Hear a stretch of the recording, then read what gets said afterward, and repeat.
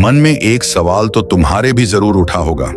जब भी जिंदगी में मुश्किलें बढ़ जाती हैं, जब हर काम अधूरा रह जाता है, जब मन बेचैन होने लगता है, तब लोग कहते हैं पितरों की पूजा करो, सब ठीक हो जाएगा।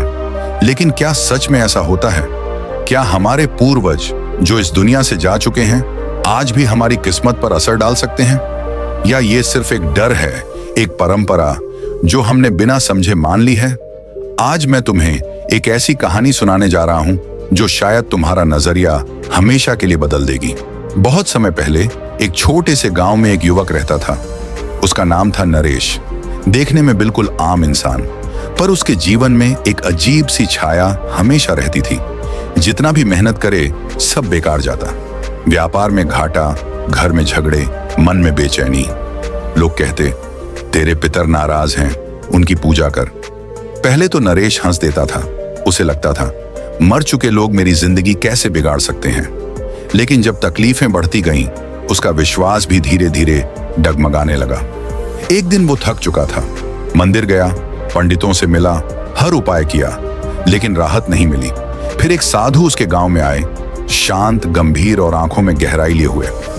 नरेश उनके पास गया और पूछा, बाबा, क्या सच में मेरे पितर नाराज हैं? क्या उनकी पूजा से मेरा दुख दूर होगा?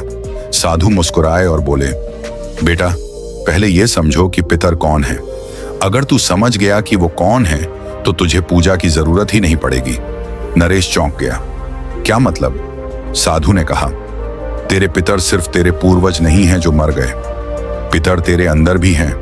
उनके संस्कार, उनके कर्म, उनके अधूरे काम, उनकी सोच, सब तेरे भीतर जिंदा हैं। जब तू उनके गलत कर्मों को दोहराता है तो तेरे जीवन में वही अंधकार लौट आता है। जब तू उनसे बेहतर कर्म करता है तो तू उनके अधूरे कर्म पूरे करता है। यही असली श्राद्ध है, यही सच्ची पूजा। नरेश स्तब्ध रह गया। उसने पहली बार महसूस किया कि शायद अब तक वो गलत दिशा में खोज कर रहा था। उसने घर जाकर कुछ नहीं किया, न कोई पूजा, न कोई तिलांजलि, बस खुद को बदलना शुरू किया। उसने अपने पिता की गलतियों से सीखा, अपने दादा के अधूरे काम पूरे किए, माँ के आंसू पोंछे। धीरे धीरे उसकी जिंदगी बदलने लगी। व्यापार चल पड़ा, मन शांत हुआ, घर में सुकून लौटा। एक साल बाद वही साधु दोबारा गांव से गुजरे। नरेश दौड़कर उनके पास गया और बोला, बाबा, अब सब ठीक है, शायद सच में मेरे पितर खुश हो गए। साधु मुस्कुराए और बोले, हाँ बेटा, लेकिन याद रख, तूने किसी को खुश नहीं किया, तूने अपने भीतर के अंधेरे को रोशनी दी है। जब मन का बोझ उतर जाता है तभी जिंदगी हल्की होती है।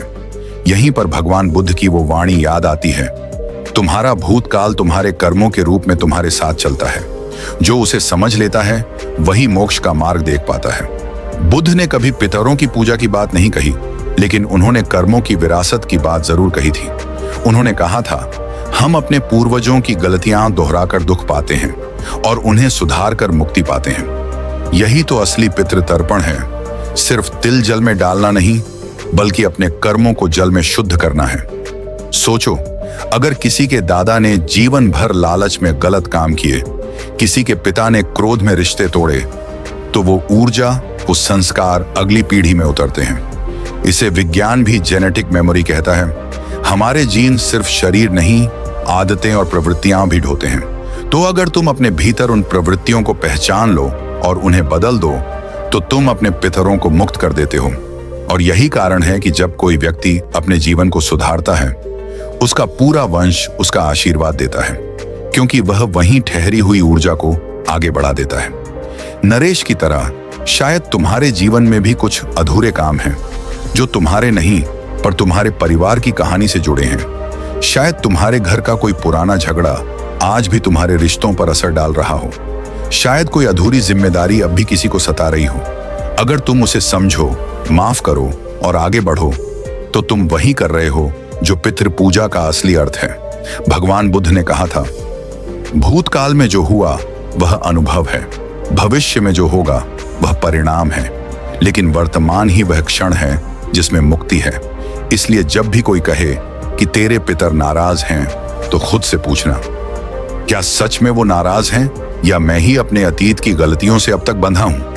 पितर नाराज नहीं होते, वो तो इंतजार करते हैं कि उनकी आने वाली पीढ़ी उनसे आगे बढ़े। वो चाहते हैं कि तुम वो करो जो वो नहीं कर पाए। सच्चाई, करुणा और जागरूकता से भरा जीवन जियो। उनकी पूजा करने का मतलब दीपक जलाना नहीं, बल्कि अपने भीतर की अंधकारमय आदतों को बुझाना है। और जब ऐसा होता है तब सच में जीवन से दुख दूर होने लगते हैं, क्योंकि तब तुम सिर्फ अपने पूर्वजों को नहीं, खुद को भी मुक्त कर देते हो। तो अगली बार जब श्राद्ध का दिन आए तो केवल तिल नहीं, अपने भीतर भी एक संकल्प डालना कि आज मैं किसी भी पुराने बोझ से खुद को आजाद करूंगा। अब अपने पितरों के अधूरे कर्म पूरे करूंगा और वही प्रकाश बनूंगा जिसे वो हमेशा चाहते थे। क्योंकि असली पितृ पूजा वही है जहां तुम अपने अतीत का सम्मान करो पर उसमें कैद न रहो, जहां तुम अपने वंश की गलतियों को दोहराने के बजाय उन्हें सुधारो, और जहां तुम समझो कि पितर बाहर नहीं, तुम्हारे भीतर हैं, तुम्हारे कर्मों में, तुम्हारे निर्णयों में, तुम्हारे जीवन की हर सांस में। तभी तुम्हारा जीवन बदलता है, तभी दुख दूर होते हैं और तभी आत्मा को सच्चा शांति मिलती है। अगर आपको यह वीडियो पसंद आया हो तो नीचे कमेंट करके जरूर बताएं। ऐसी और भी प्रेरणादायक कहानियों के लिए हमारे चैनल MK बुद्धा स्टोरी को सब्सक्राइब करना न भूलें। आपका साथ हमें नई कहानियां लाने के लिए प्रेरित करता है। धन्यवाद।